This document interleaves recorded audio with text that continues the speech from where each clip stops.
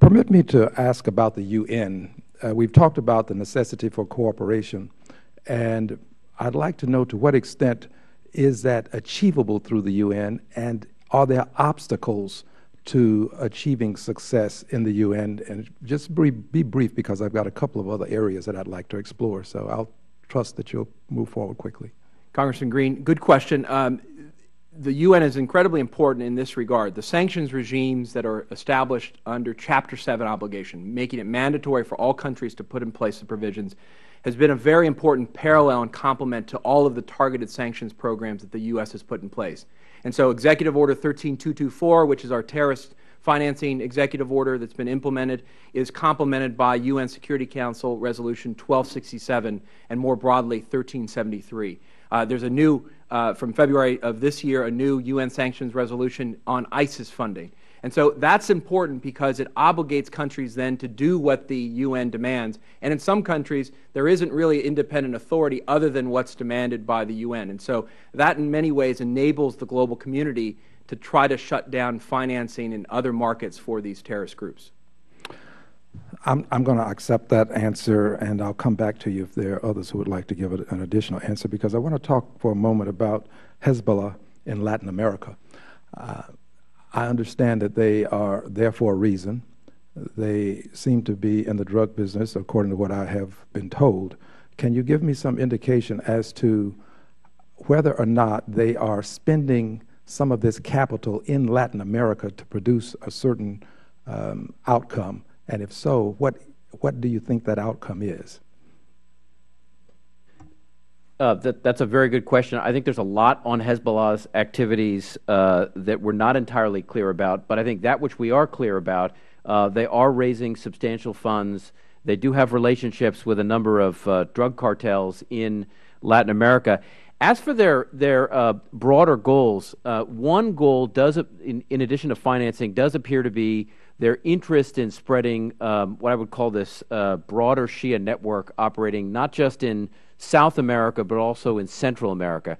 That means developing a relationship with IRGC, Quds Force, Iran's paramilitary arm, and then spreading that relationship into places like Venezuela, Ecuador, Peru. There are informal Shia community centers across Latin America where we know Hezbollah individuals have gone in and established relationships.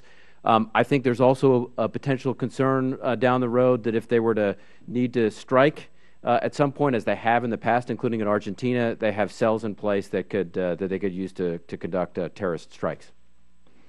Anyone else care to add anything more? I would just add one thing to what Seth said. We've been watching Argentina very closely lately after the apparent murder of Alberto Nisman. This is the investigator who is looking into an alleged very deep relationship between the current government in Argentina and the Iranians. We're still trying to get a sense of what was happening, but he was prepared to provide a very significant testimony about this relationship and ended up being shot in the head and killed.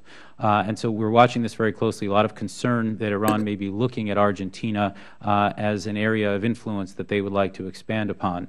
And that could include nuclear cooperation, include financial cooperation, looking to set some kind of a perch in Latin America. I'd also just maybe add one more thing about the UN. It has been crucial in terms of international cooperation against al-Qaeda and the Taliban. One thing that I would note is that it is lacking in that it will not designate Hezbollah. It will not designate Hamas. There is really a constrained group of actors that the UN is willing to designate, and so it allows for countries to say, well, we don't need to go after Hezbollah or Hamas because they're not part of the UN system. Thank you. With the time left, I'm very concerned about young people in this country who travel to these distant places at some degree or some amount of expense.